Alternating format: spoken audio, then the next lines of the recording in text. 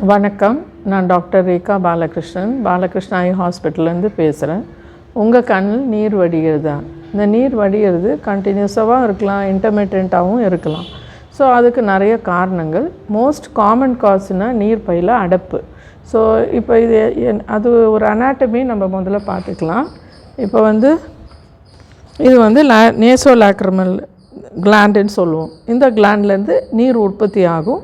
அந்த உற்பத்தி ஆகிற நீர் நம்ம கண்ணுக்குள்ளே போயிட்டு நமக்கு சாதாரண நீர் வெளியே வடிகிறதில்லை. ஏன்னா இந்த ரப்ப ஓரத்தில் சின்ன சின்ன ஓப்பனிங் 2 இருக்குது.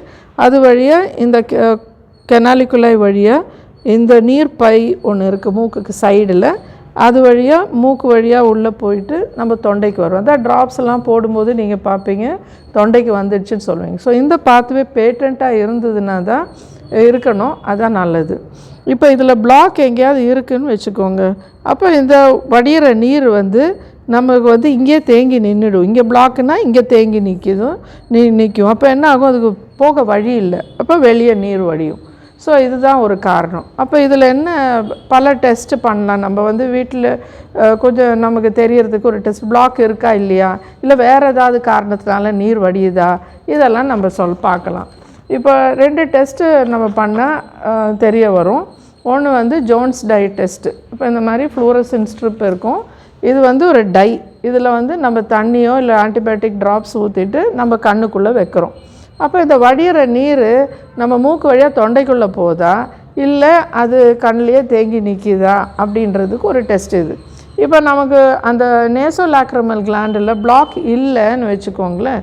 அப்போ இது இந்த டை மூக்குக்கு கீழே வரும்.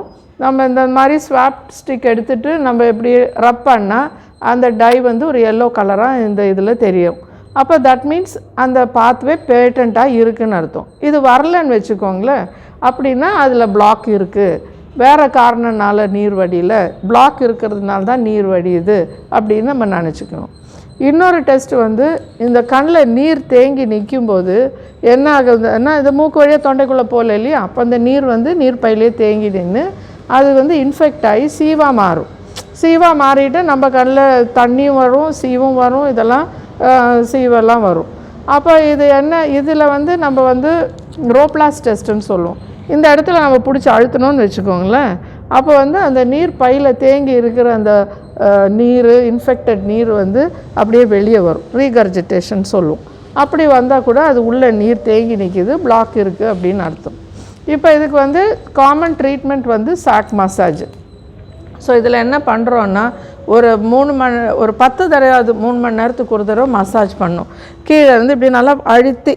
இப்போ ஒரு டியூப்பில் ஒரு அடைப்பு இருக்குன்னா நம்ம அதை கசக்கி அந்த உள்ளே இருக்கிற டியூப்பில் இருக்க இது நீக்க பார்ப்போம், இல்லை உள்ளே ஏதாவது குத்தி எடுக்க பார்ப்போம். இப்போ அது ப்ராக்டிக்கலாக நம்ம மசாஜ் பண்ணுறோம். ஸோ ரொம்ப மேலோடு இப்படி மசாஜ் பண்ணால் போகாது. நம்ம டீப்பாக இப்படி போய் மசாஜ் பண்ணி ஒரு 10 தடவை இது பண்ணணும். At least every 3 hours. இல்லை உங்கள் however you can do it, நீங்கள் அது பண்ணிக்கலாம் நீங்கள். ஆனால் மசாஜ் இம்பார்ட்டண்ட். இதில் மசாஜ்லேயே சில 90% ப்ராப்ளம்ஸ் குறையிறது உண்டு. இந்த மசாஜ் பண்ணியும் போகல அப்படின்னா தான் நம்ம சர்ஜரி பண்ணி அந்த நீர் போகிறதுக்கு பாதை பண்ணி கொடுக்கறது உண்டு. புரியுதுங்களா? இப்போ அது டாக்ட்ரியோ ரைனாஸ்டமி அப்படின்னு சொல்லுவோம். இல்லை டாக்ட்ரியோசிஸ்டெக்டமி, இந்த நீர் பையை எடுத்து விட்டுருவோம், பாதை பண்ணி கொடுக்காம எடுத்து விடுறது. இந்த மாதிரி சில ட்ரீட்மெண்ட்ஸ் எல்லாம் இருக்குது. இப்போ வேறு காரணங்களும் உண்டு நீர் கண்ணிலேருந்து தண்ணி வடிகிறதுக்கு. இந்த ஏஜ் ரிலேட்டடாக தண்ணி வடியும். நிறைய பேருக்கு நமக்கு வயசானவங்க வீட்டில் இருப்பாங்க. அதுக்கு காரணம் நம்ம கண்ணை சுற்றி மசில்ஸ் இருக்குது. ஆபிகுலாரிஸ் ஆக்கிலா அப்படின்னு ஒரு மசில் இருக்குது. அது வீக் ஆகும்போது என்ன ஆகும் அப்படின்னா, இந்த ரப்ப ஓரத்தில் தான் அந்த சின்ன ஓப்பனிங் இருக்குது. இது நம்ம கண்ணோடு சேர்ந்து இருந்தால் உற்பத்தி ஆகிற நீர் அப்படியே கண்ணுக்குள்ளே போய் அந்த ஓட்டை வழியாக உள்ளே போய் அந்த மூக்குக்கு வழியாக போய் தொண்டைக்குள்ளே வந்துடும்.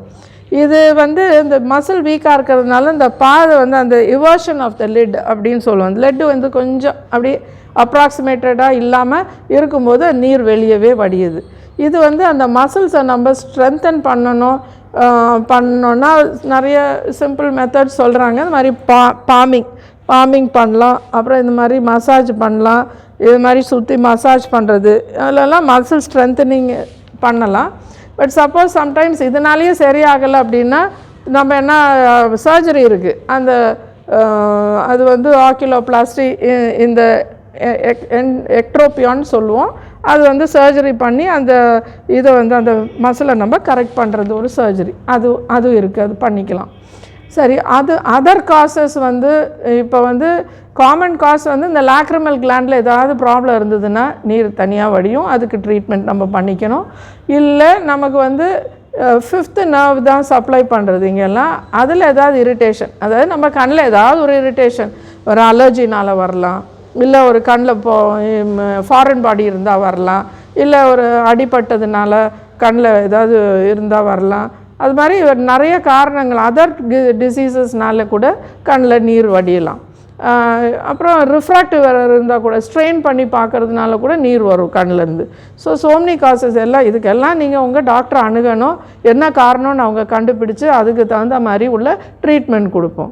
தண்ணி ரொம்ப வடிகிறது சென்ட்ரல் ப்ராப்ளம், அதாவது நம்ம ரொம்ப எமோஷ்னல் ஆகும்போது கூட தண்ணி வரும், அழறது, இதெல்லாம் வந்து that is a different cause. புரியுதுங்களா? இப்போ பாலகிருஷ்ணா ஹாஸ்பிட்டலில் இந்த சண்டே ஒரு செமினார் இதை பற்றி நடத்துவோம். உங்கள் டவுட்ஸ் எல்லாம் நீங்கள் கிளியர் பண்ணிக்கலாம். எப்படி மசாஜ் பண்ணுறது, எப்படி இது வந்து வீட்டில் கொஞ்சம் ட்ரீட்மெண்ட், வெயிட் மேனேஜ்மெண்ட்டை பற்றி கூட பேசுவோம். இப்போ நீங்கள் வந்தீங்கன்னா இதை பற்றி ஜாஸ்தி தெரிஞ்சுக்கலாம். திருவள்ளூர்.